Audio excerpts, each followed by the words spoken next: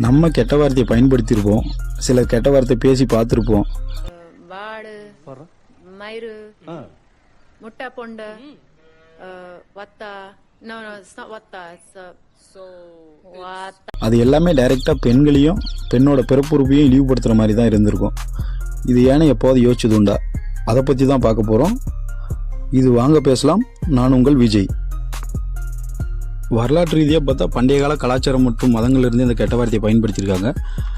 காரணம் என்னென்னா, பண்டைய காலங்களில் பெண்கள் தாழ்ந்தவர்களாகவும் ஆண்களுக்கு கீழ்ப்படிந்தவர்களும் நடத்தப்பட்டிருக்காங்க. இந்திய கலாச்சாரத்தில் வந்து பார்த்திங்கன்னா, ஒரு பெண் என்பவள் ஒரு குடும்பத்தோட பெருமை, அதாவது கௌரவம். அதனால தான் வந்து பார்த்திங்கன்னா, ஒருத்தர் அசிங்கப்படுத்தணும் அப்படின்னா, ஒரு குடும்பத்தில் ஒருத்தர் அசிங்கப்படுத்தணும்னா ஒரு பெண்ணை அசிங்கப்படுத்தினா போதும் அப்படின்ற மாதிரியான மனநிலைமையில் மக்கள் வந்து பார்த்திங்கன்னா ஒரு பெண்ணை டார்கெட் பண்ணி ஒரு கெட்ட வார்த்தையை பயன்படுத்துகிறாங்க. இப்போ நம்ம பயன்படுத்திக்கிட்டு இருக்க கெட்ட வார்த்தை எல்லாமே வந்து பார்த்திங்கன்னா 15ஆம் நூற்றாண்டுலேருந்து தான் வந்து பார்த்திங்கன்னா அதிகப்படியாக பேசப்பட்டிருக்கு. உதாரணமாக பார்த்திங்கன்னா பிட்சு, ஷிட்டு, ஃபக்கு. இந்த பிட்சுன்ற வார்த்தை இருக்கு இல்லைங்களா, அது தமிழில் வந்து பார்த்திங்கன்னா தேவடியாக நம்ம சொல்கிறோம் இல்லையா, அதுதான் வந்து பார்த்திங்கன்னா பிட்சு.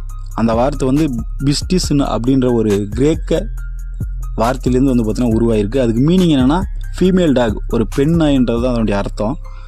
ஷிட் வந்து ஒரு ஜெர்மனிக் வேர்டு. ஃபக்கு நம்ம ஒத்தா அப்படின்றோம், அது வந்து பார்த்திங்கன்னா அதுவும் ஒரு ஜெர்மனிக் வேர்டு.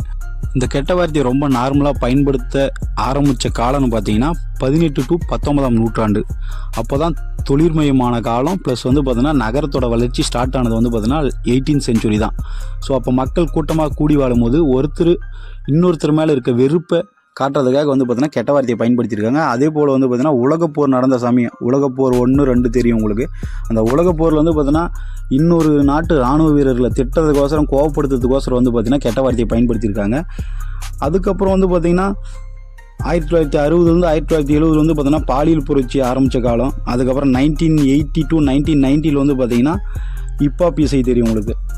அதில் வந்து பார்த்தீங்கன்னா நார்மலாக கெட்ட வார்த்தையை வந்து பார்த்தீங்கன்னா இப்போலாம் பாட்டிலே கெட்ட வார்த்தை வரும் பார்த்துருக்கீங்க இப்போ கரண்ட்டில். ஆனால் வந்து பார்த்தீங்கன்னா 1980 to 1990 வந்திருக்கு. இப்போ 21ஆம் நூற்றாண்டில் நம்ம வாழ்ந்துட்டுருக்கோம். இப்போ சோசியல் மீடியா, இன்டர்நெட் எதை பார்த்தாலே வந்து பார்த்தீங்கன்னா கெட்ட வார்த்தை சாதாரணமாக வந்து பார்த்தீங்கன்னா ஒரு ஆணும் பேசுவாங்க, ஒரு பெண்ணும் பேசி பார்த்துருப்பீங்க. இன்றைக்கி வந்து பார்த்தீங்கன்னா ரொம்ப நார்மல் பண்ணிட்டாங்க. அது என்னென்னா இது ஏதோ சாதாரணமான விஷயங்கிற மாதிரி வந்து பார்த்தீங்கன்னா சோசியல் மீடியா, இன்டர்நெட் எல்லாருமே பேசும்போது வந்து பார்த்தீங்கன்னா ஓகே, இதை பார்த்து வளர நம்ம குழந்தைங்களும் ஓகே இது சாதாரணமான விஷயமாக தான் இருக்கும் போல் அப்படின்னு சொல்லிட்டு நினச்சி அவங்களும் கெட்ட வார்த்தை பேசுவாங்க. கெட்ட வார்த்தை எப்படி வந்து பார்த்தீங்கன்னா மக்கள் புழக்கத்தை வந்துச்சின்னு பார்த்துருப்பீங்க. இதுதான் காரணம்.